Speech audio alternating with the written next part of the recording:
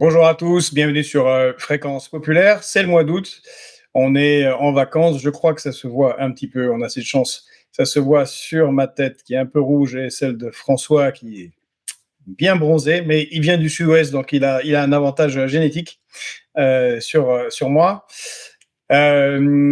Écoutez, on va faire une sorte d'intermède entre deux saisons de La Lumière au bout du tunnel. Et donc, ce sera La Lumière au bout du tunnel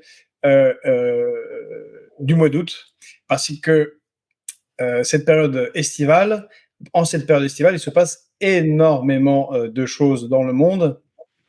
Et on va évoquer ici, eh bien, d'un côté, l'accord signé par Madame Ursula von der Leyen avec Donald Trump. Alors, je sais, ça ressemble plus à une capitulation sans condition ou à une étrange défaite qu'un accord quelconque. La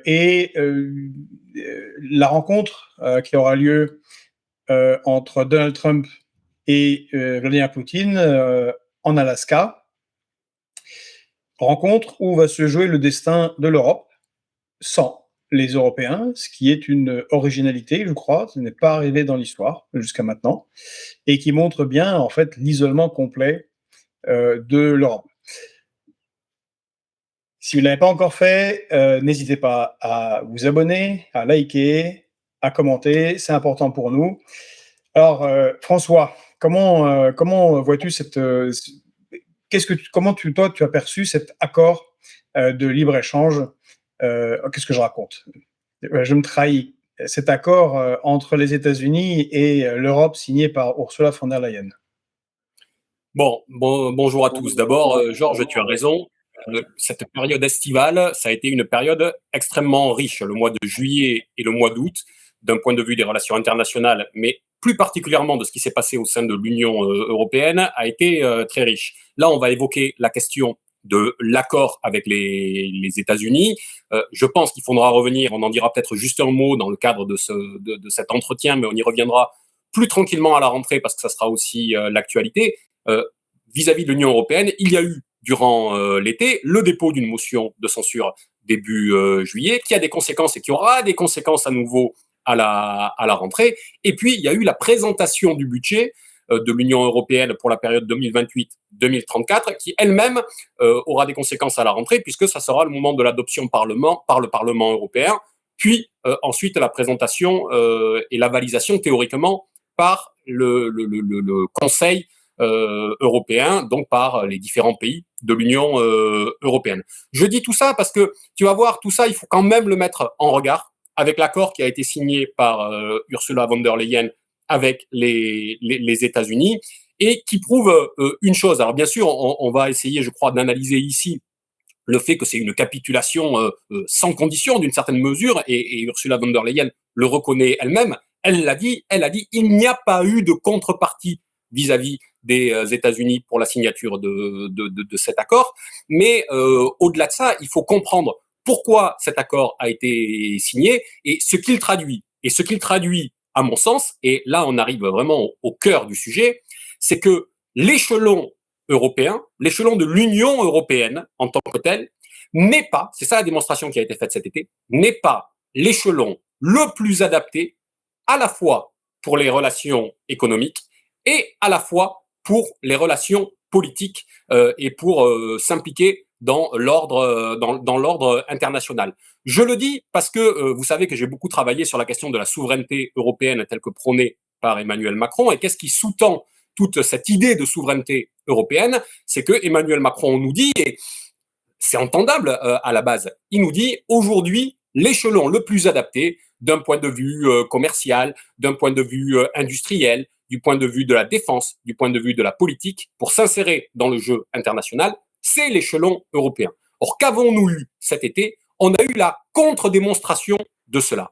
On a vu que d'un point de vue économique et commercial, c'est l'objet de l'accord dont on va parler avec les États-Unis, l'Union européenne ne protège pas et elle n'est pas le cadre adapté. Et il faudra qu'on mette ça en regard avec différents pays qui ont agi autrement et qui ont aujourd'hui un rapport de force différent avec les États-Unis.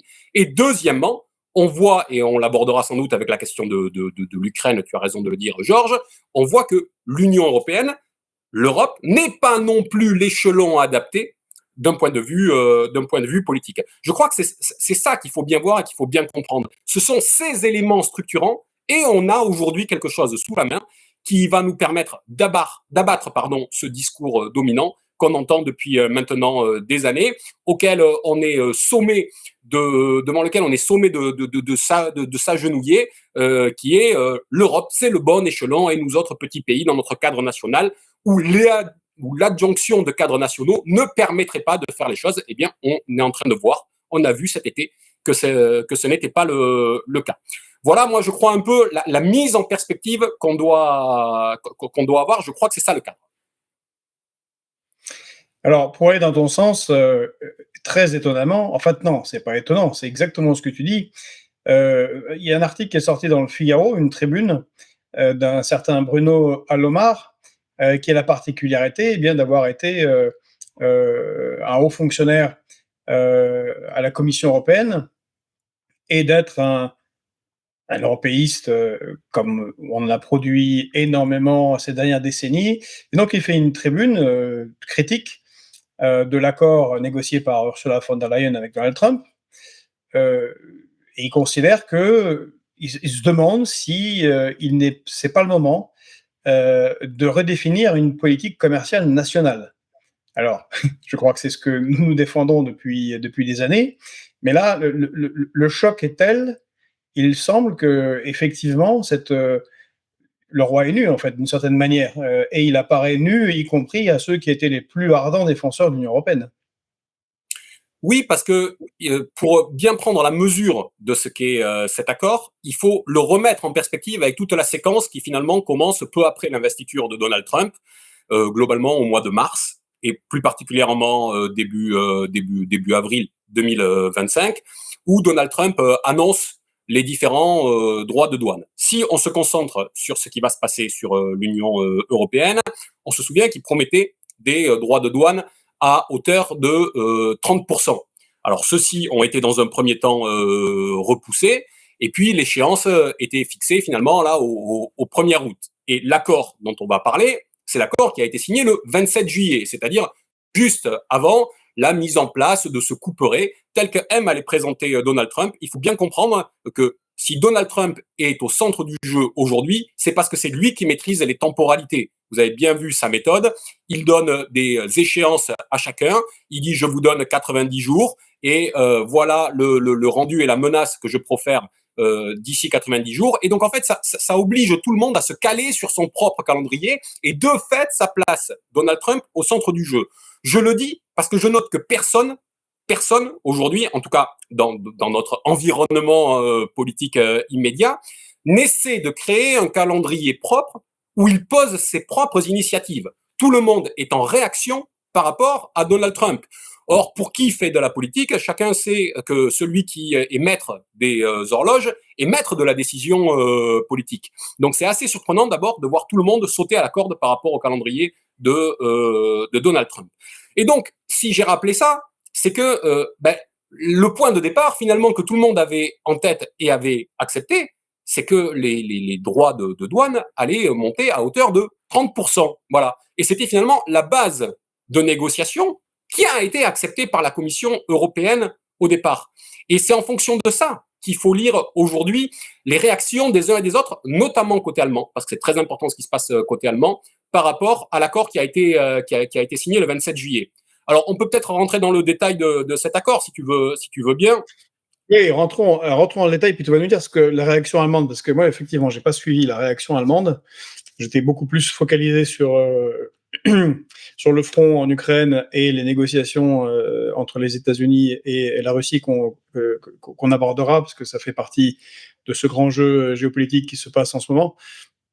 Donc l'accord, et c'est vrai, ahurissant. On peut parler que de capitulation sans condition, puisque, en gros, il y a 15% de taxes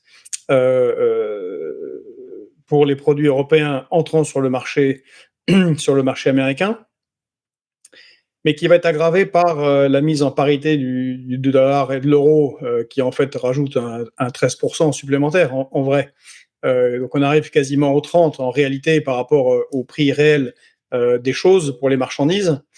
Et à rebours, eh bien, c'est open bar, zéro taxe pour les productions américaines. Donc on peut déjà en conclure, je ne sais pas comment ça réagit en Allemagne, tu vas me le dire, mais on peut en conclure qu'une des conséquences, ça va être l'accélération de la désindustrialisation de l'Union européenne, où déjà l'énergie est plus chère qu'aux États-Unis, de 3 à 4 fois, suivant l'énergie dont on parle. Si en plus il y a une taxe de cet ordre-là, ça n'est plus, enfin, il est impossible de rivaliser. Là-dessus s'ajoute une sorte de tribu, hein, je ne vois pas de quel autre terme on peut utiliser, donc les tribus de l'époque antique, puisque l'Union européenne doit investir par quels moyens 600 milliards dans l'économie américaine. Où est-ce qu'elle va les trouver? C'est pareil, on ne sait pas trop. Et elle doit acheter sur 3 ans 750 milliards de produits hydrocarbures, gaz, pétrole américains. Voilà le gros de cet accord. C'est ça. C'est un accord qui porte essentiellement sur 3 points. Les trois volets. Commençons peut-être par le premier, le volet énergétique.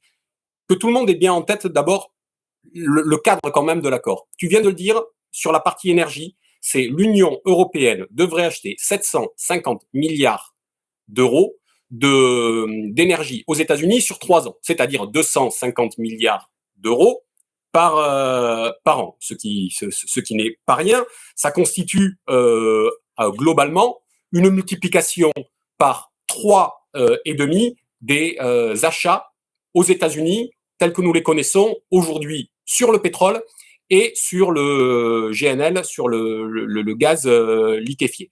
Donc on est sur des volumes absolument gigantesques et qui ont derrière des conséquences extrêmement importantes. Je rappelle que l'Union européenne a signé en 2022, juste là-dessus, le plan Repower Union européenne, qui visait à sortir de la dépendance au gaz russe. La dépendance au gaz russe, c'était 40% du gaz de l'Union européenne qui était acheté à la Russie. C'est tombé donc après la signature de cet accord en 2022 à 15% pour le gaz russe en 2023, puis 19% avec une légère remontée en 2024. Là, on arriverait au fait d'avoir une dépendance quasiment à 100% si on allait au bout de la logique de cet accord avec les Américains vis-à-vis des États-Unis. Autrement dit, ça serait passé d'une dépendance de l'un pour aller sur une dépendance vis-à-vis de l'autre. Excuse-moi, je te laisse la parole. Non, c'était juste pour préciser que les experts disent qu'il n'y a pas 750 milliards d'hydrocarbures à fournir en 3 ans. En tout cas, en l'état de ce que produisent les États-Unis, même si ce sont le premier exportateur de gaz et de pétrole maintenant dans le monde. Et là, il y a une option qui serait tout à fait amusante. Il y a eu ça a été un petit bruit il y a 3 ou 4 mois, et puis bon, c'est un peu passé à la trappe, ça semblait complètement délirant. Eh bien, c'est que les États-Unis acquerraient Nord Stream et achèteraient le gaz russe au prix où ils le vendaient avant à l'Europe et le fourniraient en tant que gaz américain par Nord Stream qui serait à eux. Bon, avec ça semble complètement délirant. Prendrait une commission au passage. Voilà, une petite grosse commission au passage. Ça semble complètement délirant, mais c'est tout à fait probable. Bon, pour aller dans ton sens, quelques chiffres.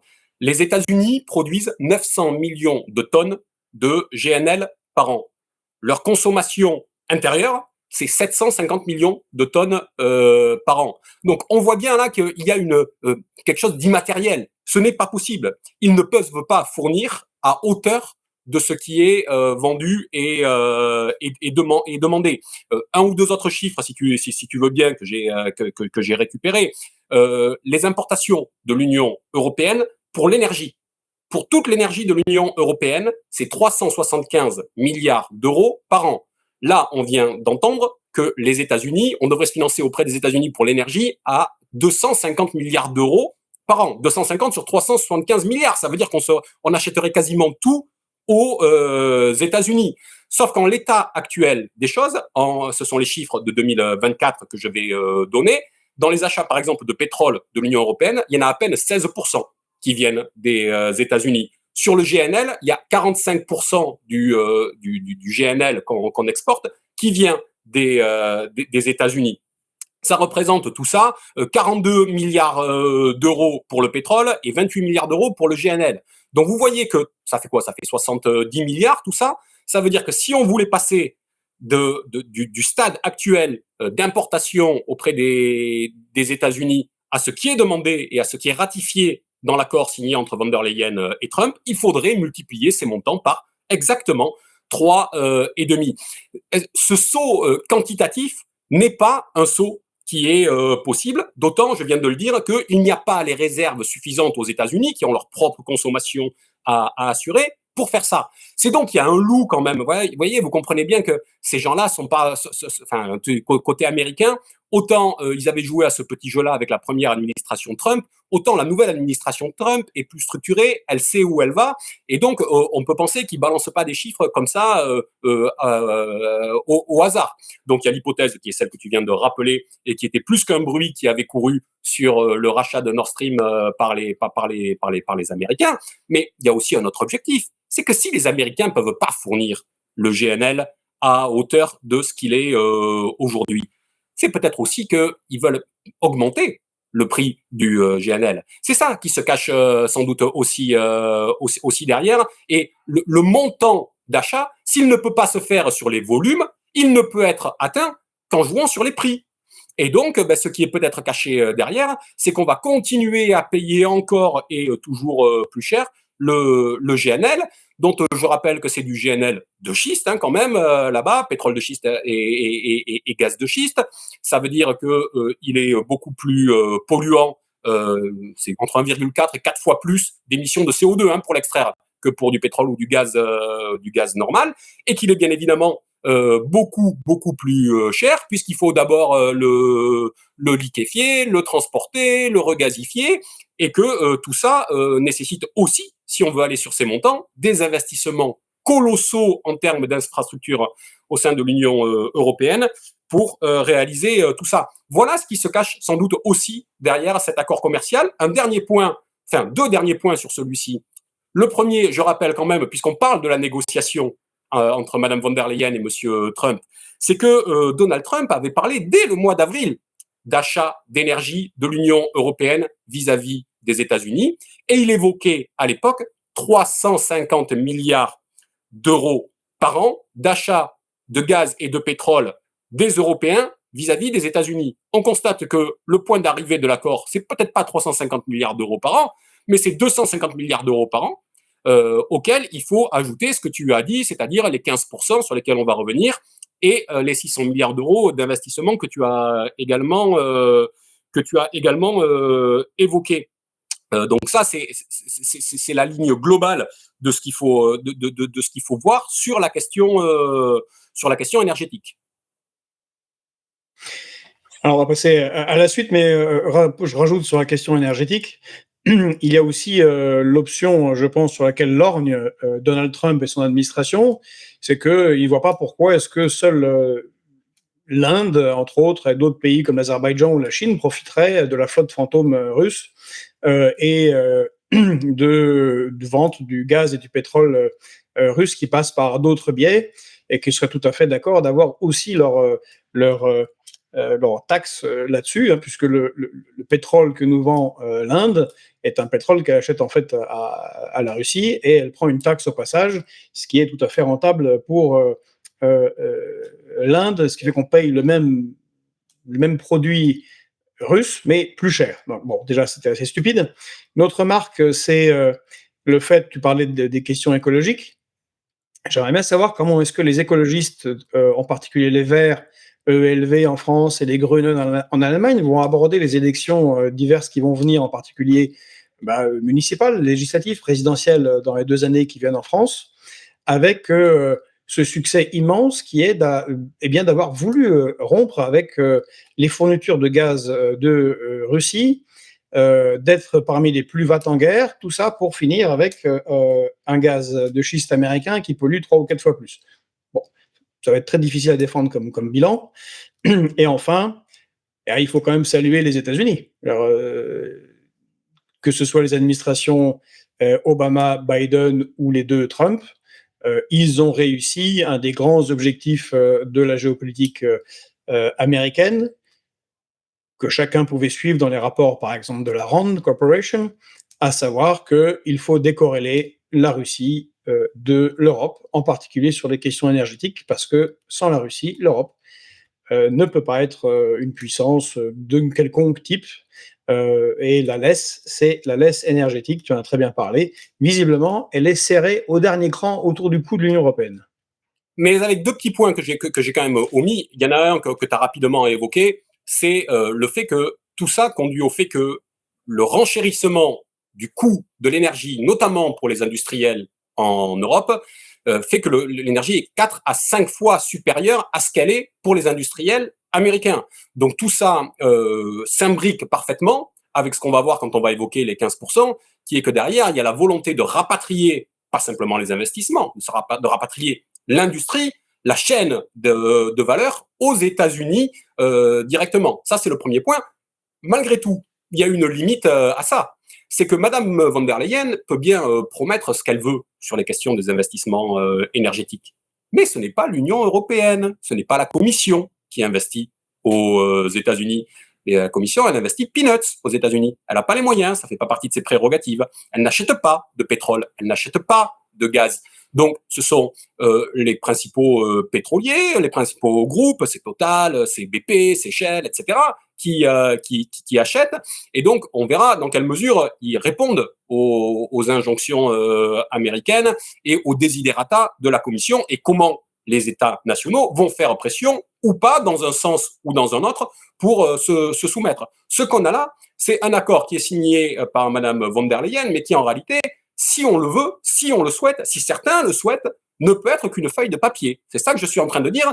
Et ce que je dis là pour la question énergétique, c'est la même chose sur le deuxième volet de l'aspect, qui est le volet investissement.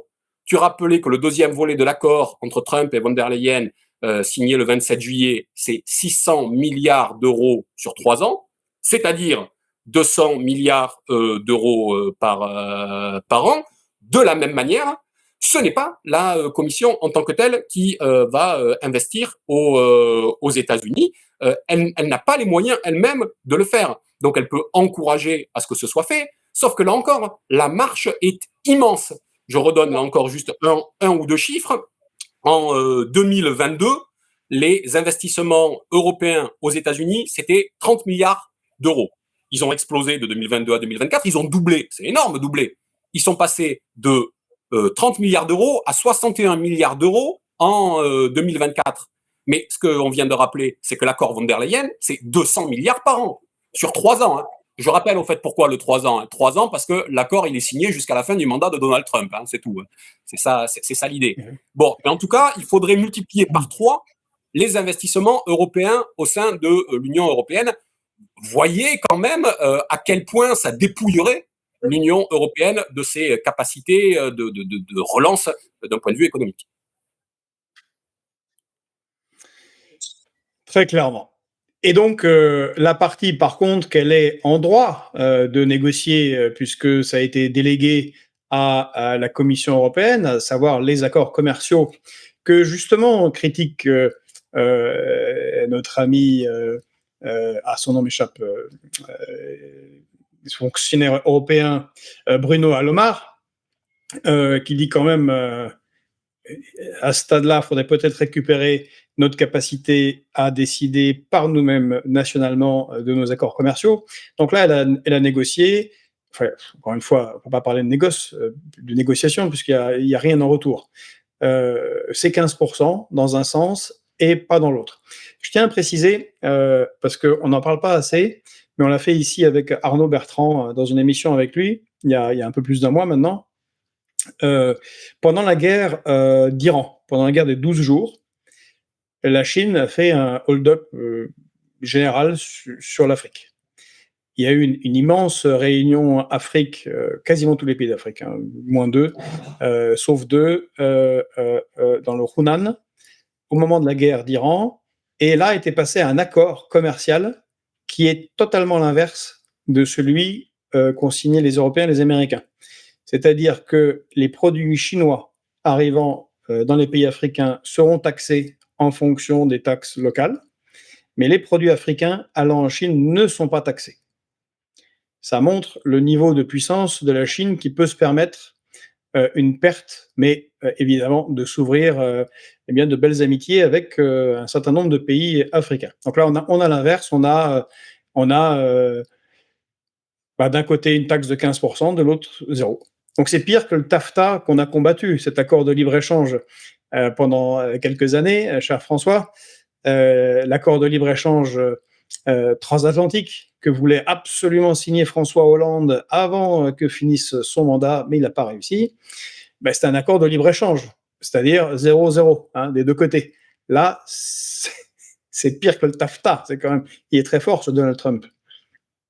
Il est très fort et surtout, là encore, ça vaut le coup qu'on regarde la genèse pour en arriver à l'accord du 27 juillet. Je rappelle que début avril, Donald Trump annonçait 10% de droits de douane pour l'Union européenne. Puis il a tout de suite menacé de les passer à 30%. C'était ça la menace qui avait pour échéance, je crois, le 12 juillet 2025. Il a laissé quelques jours supplémentaires à la discussion, il a mis une nouvelle butée, vous voyez bien, c'est tout ce que j'ai décrit au début de cette émission, cette manière de donner un calendrier. Il avait donné une nouvelle butée au 1er août. Et donc, l'accord qui était 10%, puis menace de 30%, atterrit au 27 juillet à un accord sur 15%, tu viens de le dire, de droits de douane pour les produits européens, mais plus rien pour les droits de douane pour les Américains. Je dis plus rien parce que dans le cadre de la négociation, les Européens avaient prévu des séries de contre-mesures. Il y a 2 séries de contre-mesures qui avaient été programmées. La première à hauteur de 21 milliards d'euros, après les premières annonces de Donald Trump au mois d'avril.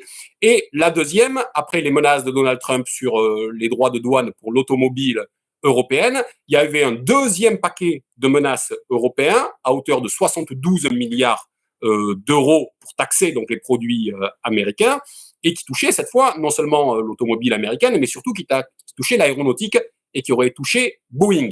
Donc, l'Union européenne, en tant qu'entité commerciale, celle à qui est déléguée cette spécificité et cette capacité à régler le commerce avec les différents partenaires, avait les moyens de négocier. Sauf qu'aujourd'hui, de ces 21 plus 72 milliards d'euros de menaces qui pesaient sur les Américains, il reste zéro.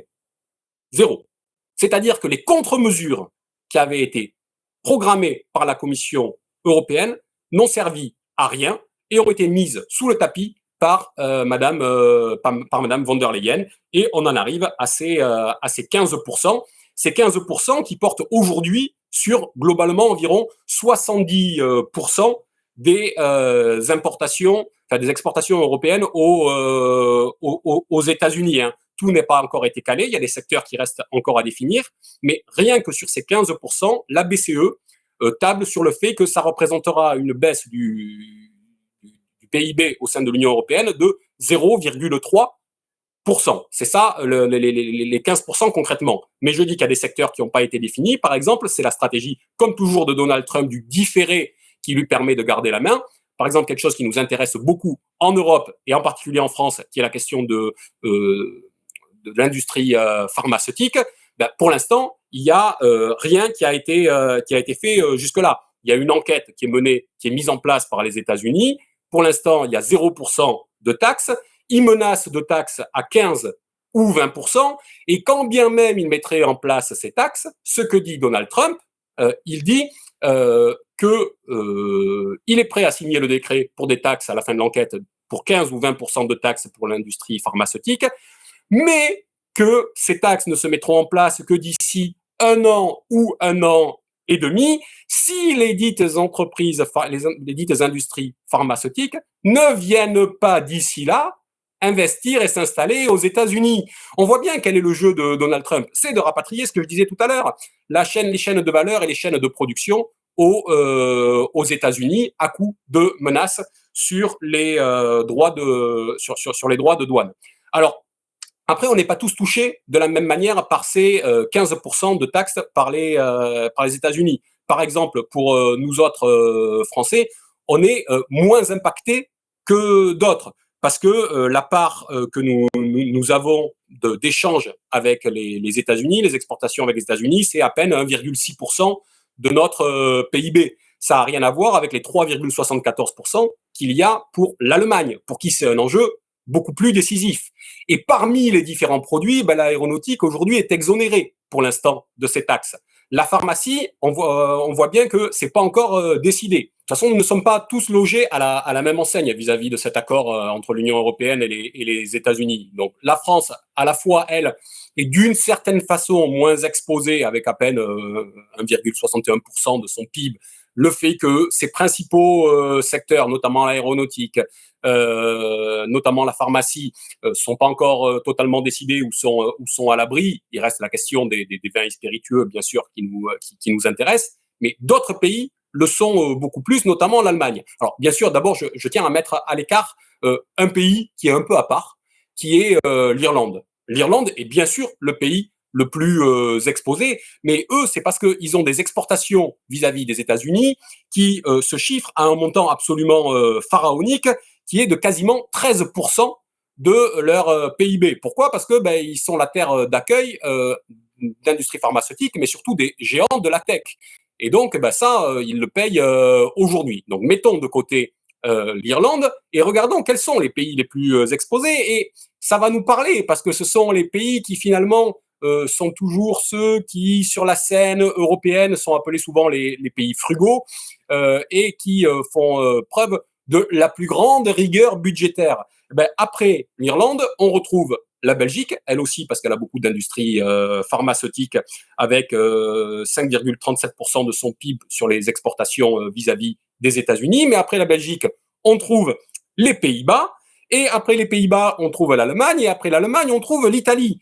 Je mentionne cette liste de pays parce que ça nous donne une grille de lecture sur les réactions des uns et des autres vis-à-vis de cet accord. Et donc, si je m'arrête sur les Allemands en particulier, parce que s'ils sont pas en tête de liste, ils sont très hauts dans cette liste, et comme ils sont sur des volumes, eux, beaucoup plus importants, les volumes d'exportation de l'Allemagne vis-à-vis des États-Unis, c'est 138 milliards d'euros en 2024 qui sont exportés vers les États-Unis. Ça représente, je le disais, 3,74% de leur PIB. Et là-dedans, au sein de cette dépendance aux exportations vis-à-vis des États-Unis, il y a des secteurs clés. Et notamment, il y a bien sûr le secteur clé de l'automobile qui représente 27,5% de leurs exportations. Ils ont exporté aux États-Unis pour 34 milliards d'euros en industrie automobile en 2024. Donc, on voit bien que l'Allemagne paie plus cher, finalement, le tribut vis-à-vis des Américains. Et c'est là qu'il faut regarder les réactions qui ont été les leurs.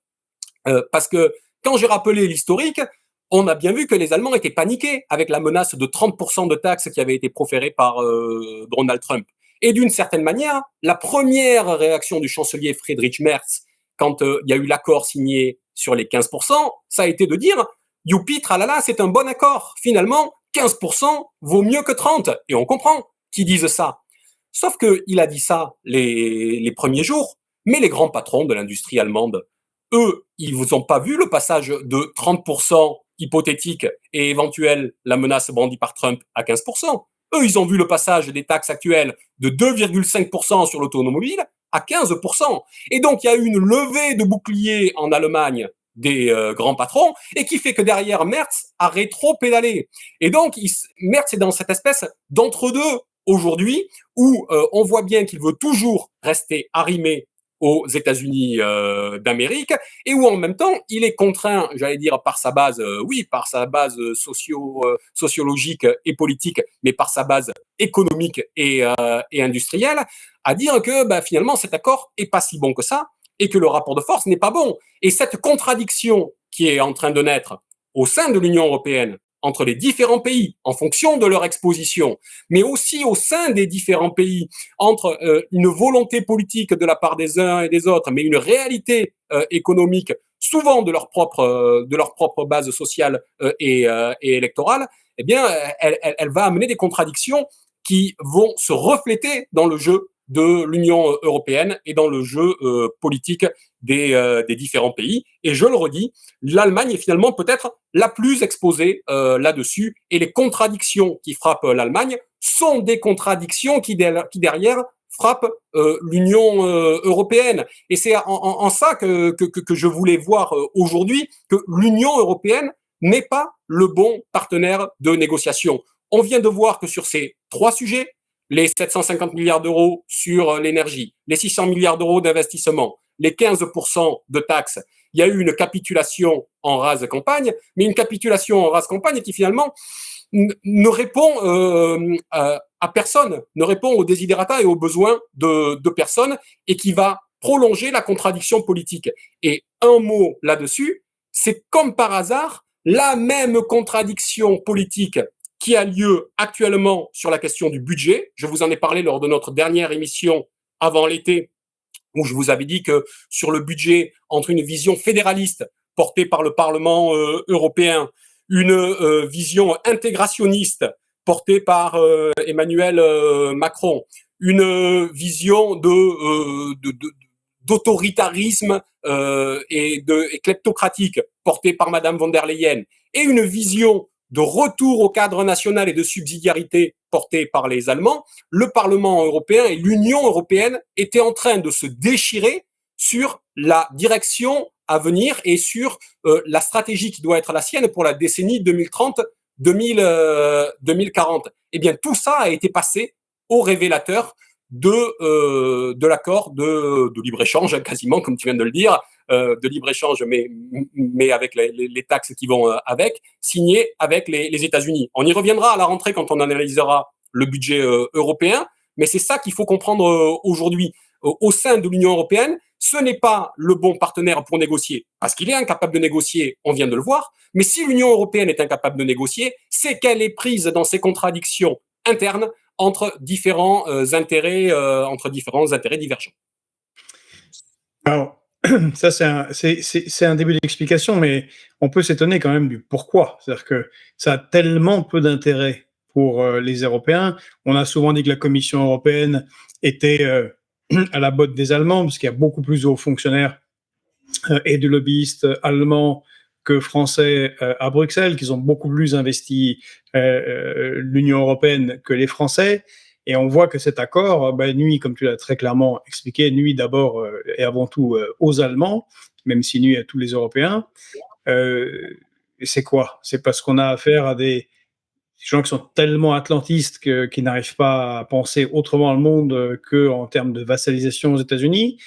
Ou alors on pourrait avoir pire, peut-être que Mme von der Leyen, Donald Trump a un levier d'action sur elle concernant ses échanges avec Pfizer. Vu que c'est le New York Times qui a lancé la procédure judiciaire contre Mme von der Leyen, est-ce qu'on ne pourrait pas imaginer ça? Parce que c'est tellement absurde, au point, encore une fois, où des européistes commencent en tout cas à réfléchir, à remettre en cause le cadre européen de négociation des accords commerciaux. Oui, alors ça, c'est le troisième aspect sur lequel on voit ce que je viens d'expliquer, c'est-à-dire qu'il y a des contradictions au sein de l'Union européenne entre les différents groupes et même entre les différents pays. Tu viens d'évoquer le cas le Pfizergate qui touche Madame von der Leyen, qui est, on le sent, piloté par les États-Unis et qui a débouché le 10 juillet dernier, hein, comme quoi tout s'imbrique, hein, c'est ce que je vous disais au début de notre entretien, qui a débouché le 10 juillet sur la motion de censure qui a été déposée et qui a frappé Madame von der Leyen en attendant d'autres. Cette motion de censure, si Madame von der Leyen a été préservée dans un premier temps, elle n'est pas à l'abri d'une censure à venir dans les semaines et mois qui viennent, que ce soit, je le disais, sur le Mercosur ou que ce soit sur la question du budget. Et il faut noter que ceux qui sont à l'offensive actuellement contre Madame von der Leyen sur la question du budget, en la menaçant de censure. Mais pourquoi la menace-t-il de censure? Parce qu'il porte une autre vision de la construction européenne, c'est notamment le PPE, c'est-à-dire la droite, la démocratie chrétienne européenne, dont est issue Madame von der Leyen, et ce sont eux qui brandissent aujourd'hui le bâton de la menace de la motion de censure contre Madame von der Leyen. Pourquoi? Pour quelque chose que je vous ai expliqué dans notre précédente émission, c'est qu'au cœur de la discussion sur le budget européen, la présentation en a été faite le 16 juillet par Madame von der Leyen et par la Commission. Au cœur de ce budget qui est augmenté et qui est porté à 2000 milliards d'euros pour la période 2028-2034, c'était un peu plus de 1000 milliards pour le budget pluriannuel précédent, auquel il fallait ajouter, convenons-en, les 800 milliards d'euros du plan de relance post-Covid, qu'il va d'ailleurs falloir rembourser désormais dans le nouveau budget pluriannuel. Eh bien, dans ce budget, la principale enveloppe, le principal point d'achoppement entre le Parlement, la vision de Madame von der Leyen et les visions des différents États, et notamment de Friedrich Merz, c'est ce qu'on appelle les plans de partenariat nationaux et régionaux. Ça, c'est 865 milliards d'euros sur le prochain plan pluriannuel. Ça représente 43% du budget.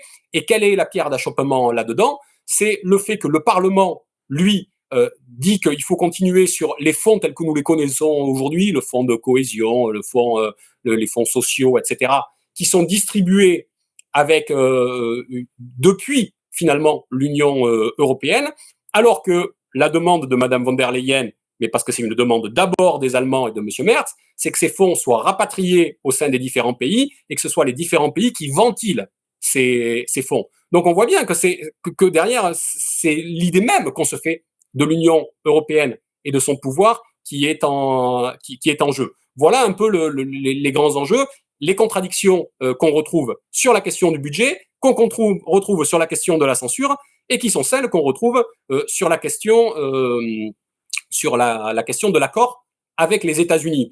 Et quand je dis que tout ça fait que l'Union européenne est affaiblie et n'est pas le bon échelon pour discuter, c'est qu'on a aussi eu, quand même dans la période, des contre-démonstrations de la contre-démonstration de l'Union européenne. Ce que je veux dire, c'est qu'il y a des pays qui ont résisté. Il y a des pays qui ont résisté. On peut juste en citer quelques-uns. Le Brésil, par exemple. Vous vous rappelez que le Brésil ont été menacés n'ont pas été menacés, ont pris des taxes à 50% sur le cuivre le 10 juillet dernier. Mais qu'a fait Lula? Il n'a pas capitulé. Il a dit qu'au regard de la loi brésilienne, au regard de la loi brésilienne, les accords de réciprocité s'appliqueraient vis-à-vis des exportations dans l'autre sens. De la même manière qu'en quelques semaines plus tard, c'est l'ensemble des exportations qui ont été taxées à 50% pour le Brésil, parce que M. Trump est en train de faire quelque chose, c'est qu'il mêle l'économie à la géopolitique, et donc en représailles à la condamnation de M. Bolsonaro, il a augmenté les taxes douanières à hauteur de 50%. Le Brésil n'a pas plus capitulé et a au contraire continué à mettre en avant ses propres capacités, non seulement à discuter avec les uns et avec les autres. J'en veux pour preuve l'appel qui a été rendu public entre Lula et Xi Jinping, qui a dû avoir lieu le 12, si je ne dis pas le 11 ou le 12 août, pour donner à voir et pour dénoncer l'unilatéralisme et le protectionnisme américain. Voilà, c'est l'une des réponses du Brésil.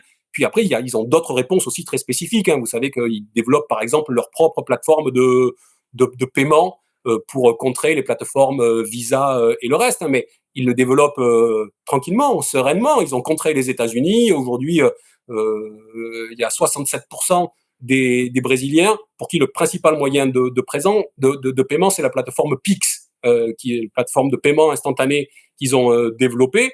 C'est 500 milliards d'euros d'échanges au mois de juin. Ça veut dire que ça a remplacé Visa ou tout ce que nous connaissons ici au sein de l'Union européenne et où nous laissons faire les Américains. Donc les Brésiliens ont été capables de répondre. L'Inde, tu le disais tout à l'heure, a été capable de répondre. Je rappelle que fin juillet, l'Inde a quand même rompu un pré-contrat sur des achats de F-35 avec les États-Unis. Que les États-Unis, après la première augmentation de 25% vis-à-vis de l'Inde, sont passés à une deuxième augmentation de 25% sur la question du pétrole russe qu'achètent les Indiens. Donc les produits indiens auraient été taxés à 50%. Et j'ai pas l'impression que Monsieur Modi ait plus été effarouché que cela par les menaces de Monsieur Trump. Et aujourd'hui, les achats de pétrole russe par l'Inde sont des achats qui ont été multipliés, je crois, par 18 entre 2022 et 2024. Ils ne capitulent pas. On voit que la Chine a obtenu le 12 août le fait que la trêve de 90 jours, vous vous rappelez, hein, quand il y a eu l'escalade, là, les droits de douane à 50%, 70, 90, 100, 120, 130, 147%, là, et où la Chine a répliqué à chaque fois, c'est Trump qui a été obligé de reculer sur le sujet. Une trêve de 90 jours a été actée qui prenait fin le 12 août. Cette trêve, elle prévoit finalement un différentiel avec une taxe à 30% des produits chinois et une taxe à 10% des produits américains quand ils arrivent en Chine, ce qui était quelque chose qui était considéré comme acceptable par les Chinois. Eh bien, les Chinois ont obtenu, c'est tout frais, une prolongation de 90 jours de plus de cette trêve jusqu'au mois de novembre, jusqu'à début novembre. Donc on a le Brésil, on a la Chine, on a l'Inde, mais on pourrait parler de pays qui résistent parce qu'ils ont fait le choix politique de résister. Je pense par exemple à l'Espagne. J'ai évoqué le refus de l'Inde d'acheter des F-35. L'Espagne vient de briser, je crois que c'était le 6 août, le contrat d'achat de F-35 américains. C'était un contrat qui portait sur 6,25 milliards d'euros, hein, c'est pas rien. Et ils ont dit que finalement, ils n'achetaient pas ces F-35, qu'ils allaient investir 85% de cette sur le projet européen franco-hispano-allemand d'avions du futur. Et donc, ils reprennent leur marge de manœuvre après avoir, il y a quelques semaines, je le rappelle, refusé de souscrire aux 5% de cotisation sur les questions de défense lors du sommet de l'OTAN. Donc, on voit que l'échelon de négociation européen, finalement, n'est rien par rapport à des échelons qui ont une unité politique, une vision politique commune et partagée, et puis surtout, qui ne se mettent pas dans la main des États-Unis et qui ne souscrivent pas à sa politique, comme vient de le faire Madame von der Leyen, pour des raisons qui sont peut-être pour certaines pas très avouables, comme tu viens de dire avec l'affaire du Pfizergate. Alors, il ne vous aura pas échappé que les pays que tu as évoqués, Brésil, Inde, Chine, font partie des BRICS, dont on a couvert les 2 sommets derniers avec Pedro.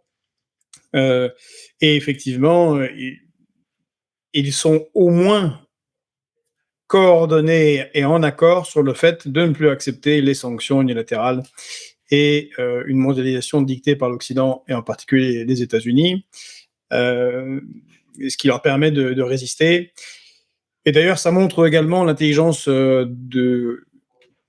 stratégique, évidemment, par rapport aux intérêts américains, pour être clair, de Donald Trump et de son équipe, c'est de viser le Brésil.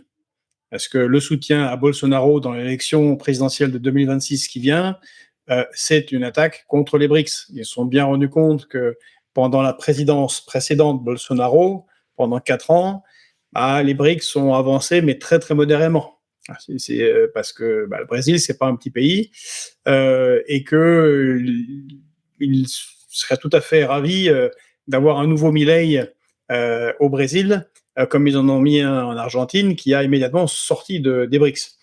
On voit bien qu'il y a une offensive là et que les BRICS s'entraident, comme tu l'as évoqué, en particulier par les nouveaux moyens de paiement qu'ils mettent en place, s'entraident pour éviter ces sanctions. Ce que donc ne fait pas l'Union européenne.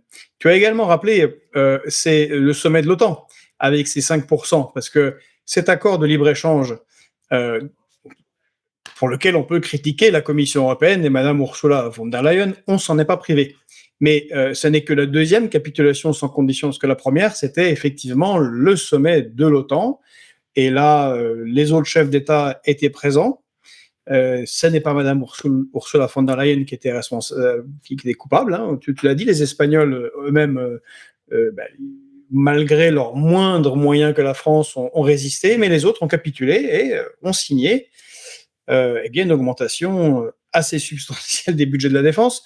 Rappelons-le, en France, nous sommes hors pension à quelques 50 milliards quoi, pour le budget de la défense, avec un tout petit peu moins de 2% du PIB. Si on monte à 5, ah ben, ça nous fera 125 milliards. 125 milliards, c'est-à-dire plus 75 milliards, ce qui est évidemment complètement délirant compte tenu de l'état des finances du pays et des capacités de dépenses de l'État. Donc on a une très très forte offensive, une offensive américaine contre l'Union européenne et qui se manifeste avec l'autre événement qu'on va connaître très très rapidement en Alaska, qui est la rencontre entre la Russie et les États-Unis, qui ressemble à une rencontre un peu de la guerre froide. C'est les puissants qui discutent et puis les Européens sont relégués. Et j'ai l'impression, François, que de Macron à Kaja Kallas, en passant évidemment par Zelensky, Starmer et Merz, ils vivent dans un monde parallèle. C'est-à-dire qu'ils ont des exigences de statut géopolitique qui correspondent en rien à, justement, à toutes ces capitulations qu'ils font aux États-Unis. Et en plus, ils parlent de... C'est Madame Kaja Kallas qui a dit, qui a sorti cette ineptie, que Poutine voulait faire une photo avec Donald Trump en Alaska, et c'est pour ça qu'il faisait ça. Et c'est ce qu'on entend dans nos médias, hein, qui semblent eux aussi complètement déconnectés. Ils disent que cette rencontre, ça permet de ramener la Russie dans le monde, de la sortir de son isolement. Bon, alors visiblement, ils n'ont pas rendu compte qu'il y avait les BRICS et qu'elle n'est pas du tout isolée. Mais ce qui semble, c'est que c'est l'Europe qui est géopolitiquement et économiquement complètement isolée et petit à petit sortie, on peut dire sortie de l'histoire, mais qui est reléguée à un rang inférieur. Et je le disais au début, ça va être la première fois que le destin de l'Europe va être discuté sans les Européens, littéralement, ce qui est une complète catastrophe et un échec absolu de ce qu'a été de ce qu'est cette Union européenne. Ouais, pour faire le lien entre les deux, entre la discussion précédente sur l'accord économique et ce sujet de la rencontre Trump-Poutine. Je disais tout à l'heure que tout est dans tout, mais quand on évoquait les 600 milliards d'euros d'investissement qui sont prévus par l'accord, il faut les mettre en regard avec aussi le plan Rearm Europe, là, le plan de 850 milliards d'euros sur les questions de défense, qui a été validé il y a quelques semaines. Et je rappelle que dans ce plan, sur les 850 milliards d'euros, il y a 65% de ce volume qui doit être des achats de matériel européen, qui doit être investi dans l'Union européenne. Donc il reste 35% de ces 850 milliards d'euros, qui théoriquement ne peuvent être achetés hors de l'Union européenne qu'avec des pays avec lesquels l'Union européenne a signé des partenariats de sécurité et de défense. Ce qui n'est pas le cas des États-Unis. Donc on peut raisonnablement penser que ça m'étonnerait que les États-Unis vont s'asseoir sur une telle manne, puisque cet accord est en partie fait pour eux, et que donc il y a sans doute en préparation un tel accord entre l'Union européenne et les États-Unis. Je glisse ça, toi et d'autres êtes beaucoup plus spécialistes que moi de ce sujet, mais enfin, ce sont des chiffres qui m'ont frappé, de la même manière qu'on a vu un tel accord qui a été signé entre le Royaume-Uni et les États-Unis. Donc, on peut penser que nous serons les prochains sur la liste. Ça nous amène donc à... J'allais le dire, justement, il vient d'être signé, effectivement, tu as raison, entre la Grande-Bretagne et les États-Unis. Oui, c'est un préambule pour signer avec les autres. C'est un peu plus compliqué puisqu'il y a plus de pays, mais évidemment, c'est tout à fait ça qui est en cours. Tu l'as parfaitement relevé. Et donc, ça nous amène au sommet Trump-Poutine. D'abord, la dimension symbolique est toujours extrêmement importante. Le sommet a lieu en Alaska, ancienne terre russe, désormais américaine, à l'exact opposé quasiment sur le globe, en tout cas du point de vue de l'hémisphère nord, du terrain d'affrontement en Ukraine, et donc en tout cas hors de l'Union européenne ou hors de l'Europe. Donc finalement, c'est mettre à distance de manière symbolique, déjà exclure l'Europe de cette discussion. Ça, c'est le premier point. C'est-à-dire que on acte, les Américains et les Russes actent que l'Union européenne n'est pas conviée à la table parce qu'elle n'est pas un acteur. Mais enfin, d'une certaine manière, je serais tenté de dire que ça, il n'y a pas grand-chose de nouveau. On voit que non seulement l'Union européenne n'est pas un acteur, mais qu'elle l'est de moins en moins et que les tensions se font de plus en plus fortes. Et elles rejoignent les discussions précédentes entre ceux qui finalement se retrouvent aujourd'hui fort dépourvus.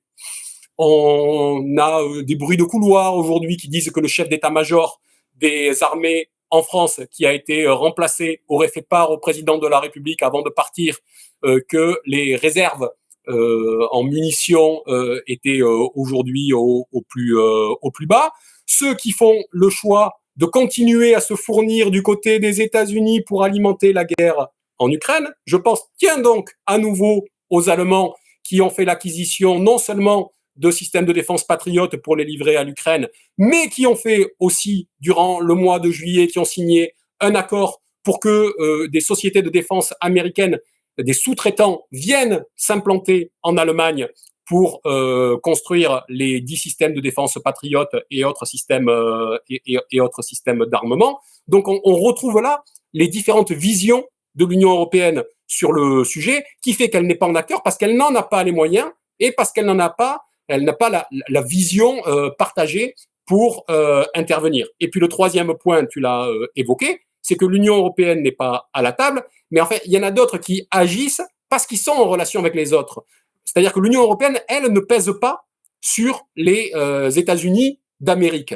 Mais quand on pense à la Chine, par exemple, elle ne sera pas assise à la table des négociations en Alaska. Mais par contre, elle pèse dans la discussion. Parce qu'elle, elle pèse du côté de la Russie notamment. Il y a eu à la mi-juillet une rencontre entre le ministre des Affaires étrangères chinois, qui s'appelle Wang Yi, je crois, et le ministre des Affaires étrangères russe, monsieur Sergei Lavrov.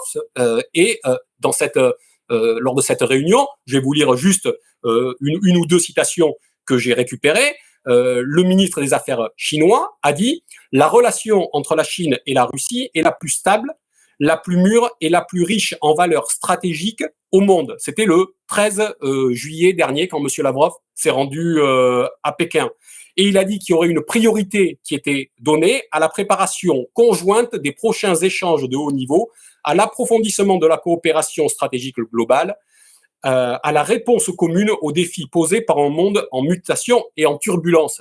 Donc, on voit bien que tu parlais des BRICS, là je parle en particulier de la Chine, mais c'est vrai, effectivement, tu as raison sur l'ensemble des BRICS, ils sont un acteur de la résolution du conflit en Ukraine, quand l'Union européenne, si elle ne pouvait pas agir en tant que telle, aurait pu agir en étant aux côtés des uns ou des autres dans la discussion. Si on ne peut pas s'asseoir à la table des négociations, ce qui est déjà un échec. Mais non seulement l'Union européenne n'est pas à la table des négociations, mais elle n'est même pas sur les strapontins qui permettent de parler à l'oreille des puissants.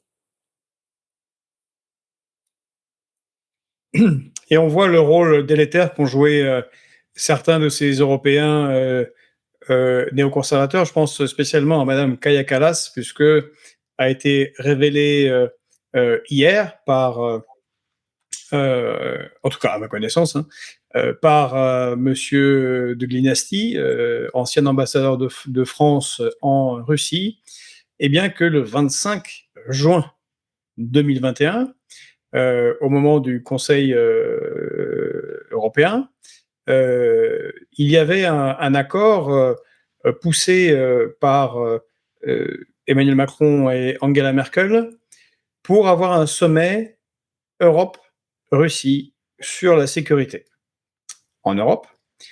Chose d'ailleurs, comme tu te souviens François, qu'on proposait dès 2017, puisqu'on disait tout ça va mal finir, va finir en guerre, il faut qu'on ait une nouvelle architecture de sécurité en Europe, il faut qu'on en discute avec tout le monde, les Russes et les Américains, régler les problèmes de frontières et de population, sinon ça sera la guerre. On avait raison. Et donc il y avait quand même une idée franco-allemande dans ce sens-là, et il y a un pays qui a bloqué tout, c'est l'Estonie, avec Madame Kaja Kallas, qui était ministre première ministre de ce pays à ce moment-là. Et c'est intéressant puisque donc elle a été rétribuée sûrement de cet acte-là qui était totalement au service des non-conservateurs par le poste de complètement délirant compte tenu de la taille de l'Estonie et de son bellicisme au poste de, disons, commissaire sur les questions internationales, donc ministre, une sorte de ministre des Affaires étrangères de l'Union européenne. Et donc, eh bien, on n'en est plus là. On n'en est même plus au stade où on pouvait encore, en 2021, eh bien, avoir un rôle, au moins en Europe, ce qui en dit long sur le recul en quelques années de l'Europe en général, euh, en raison de cette guerre en Ukraine. Oui, le recul de l'Europe. Alors après, il faut quand même noter quelque chose, c'est que c'est la première fois depuis 2022, depuis les échanges qui avaient eu lieu notamment en Turquie, que ce soit au mois de juin, je crois, 2022, puis après en août-septembre 2022, qu'il y a une avancée diplomatique sur le sujet. Ça ne veut pas dire que les choses vont aboutir. Ça veut peut-être dire d'ailleurs aussi que on a l'impression que les Américains s'impliquent aujourd'hui extrêmement fort, mais en cas d'échec, est-ce que ce n'est pas aussi s'ouvrir une porte de sortie pour eux que de dire finalement nous n'y arrivons pas, nous verrons bien la suite. En tout cas, l'Union européenne, elle, n'est pas présente à ce rendez-vous. Elle était présente de manière nocive au rendez-vous de 2022. On se souvient du rôle qui avait été joué par Boris Johnson et les Britanniques pour faire exploser les avancées diplomatiques sur le fait qu'il fallait coûte que coûte continuer la guerre et vendre à Zelensky et aux Ukrainiens un soutien coûte que coûte, c'était ça qui était dit à l'époque. Là, finalement, on n'est même plus en capacité de jouer quelques rôles que ce soit, sinon s'arc-bouter sur des discours qui n'ont pas de matérialité. Aujourd'hui, les discours sur l'intégrité territoriale de l'Ukraine, etc., tout ça sont des questions qui sont complètement aujourd'hui dépassées. Donc l'Union européenne va être spectatrice et il faudra voir, je le redis, comment va se terminer ce sommet. Est-ce qu'il y a accord, ce qui est quand même pas gagné, honnêtement, ou est-ce qu'il n'y a pas accord? Et s'il n'y a pas accord, quelle sera la décision des États-Unis? Est-ce qu'ils vont prolonger les 10 efforts, ou est-ce que finalement ils considéreront qu'ils ont été au bout de ce qu'ils avaient à faire et ça leur donnera l'occasion de sortir de la partie? Et dans ce cas-là, que feront les Européens au regard de ce qu'on a décrit jusqu'à maintenant dans cette émission et de leur incapacité matérielle au regard de leur capacité de projection à être partie prenante de ce conflit? Et moi, je pense, François, que le sujet ukrainien sera assez secondaire en fait dans cette rencontre russo-américaine. D'ailleurs, les choses, à mon avis, sont la messe est dite. Hein, on peut dire militairement en ce moment, il y a une percée russe sur le front. De toute façon, la guerre est perdue, selon pour les Ukrainiens, hein, selon tous les observateurs militaires sérieux depuis longtemps. Mais là, ça va s'accélérer. Et c'est Jill Evans qui s'exprime moins ces derniers temps, mais qui l'a dit il y a 2 semaines. Il a dit bon, on vendra des armes aux Européens, puis ils en font ce qu'ils voudront. S'ils veulent les donner aux Ukrainiens, mais qu'ils les donnent aux Ukrainiens. C'était très, très méprisant comme ça. Et bon, ça donne la ligne. C'était Marco Rubio, qui pourtant venait du camp néoconservateur, qui a dit bon, la guerre d'Ukraine est une guerre de proxy entre les États-Unis et la Russie. C'est incroyable quand même qu'un ministre des Affaires étrangères américains disent ça ouvertement, ce qui montre bien le changement complet de relation entre la Russie et les États-Unis. Et il semble que beaucoup d'autres choses soient en discussion. C'était le cas, si tu te souviens, quand ils étaient le premier round de négociation, peu après l'élection de Donald Trump, quand ils étaient en Arabie Saoudite. Il y avait 6 rounds de négociations et un seul concernait l'Ukraine. Tu l'as dit fort justement, l'Alaska, c'est un très bon choix symbolique, c'est très très loin, quasiment diamétralement opposé à là où ça se passe en Europe, où se passe le conflit, mais c'est aussi une zone de l'Arctique. Et ça va être plus le sujet, je pense, c'est un sujet central dans les relations américano-russes, le partage des pouvoirs dans l'Arctique, qui va beaucoup plus les intéresser que de savoir où va passer la ligne de front la frontière entre la Russie et l'Ukraine. D'ailleurs, c'est Donald Trump qui avant-hier a fait une étrange où il a dit l'idée d'aller faire la guerre aux Russes. Ils ont gagné contre Hitler, ils ont gagné contre Napoléon. J'aimerais pas être ukrainien pour ce genre de commentaires par celui qui a tout fait pour que cette guerre se produise. Ça sent la fin des haricots. Mais écoute, François, je te propose que on se retrouve à la rentrée en direct, en face à face, pour le premier épisode de La Lumière au bout du tunnel. Mais on pensait que c'était important de faire une analyse à chaud de ce qui se passe avant que de rentrer dans le détail, comme tu l'as dit, du budget européen et des tensions au sein de l'Union européenne qui, je pense, vont s'exacerber. Ça va être très difficile à tenir. On pourra aussi discuter du fait que ça ouvre une opportunité politique pour ceux qui auraient des velléités de plan A, plan B, ou en tout cas d'indépendance de la France. On a là matière A. Je crois que tout le monde se réveille petit à petit de la torpeur des 40 dernières années. Donc, on vous donne rendez-vous en septembre. D'ici là, si vous ne l'avez pas encore fait, abonnez-vous à la chaîne sur YouTube. Vous pouvez aussi le faire sur Instagram, sur TikTok, sur Telegram. Je vous rappelle qu'on a passé la barre des 100 000 abonnés quand on était au sommet des BRICS à Rio, justement, au Brésil. On est à 105 000 et on en fera un exposé plus détaillé, mais on va viser les 250 000 pour la fin de l'année, si ce n'est 300 000 la fin de l'année scolaire, c'est-à-dire juin prochain, d'ici un an. Voilà, merci à tous. N'oubliez pas de partager et nous faire connaître. Et on vous donne rendez-vous dans un peu plus de 2 semaines. À très bientôt. Salut à tous.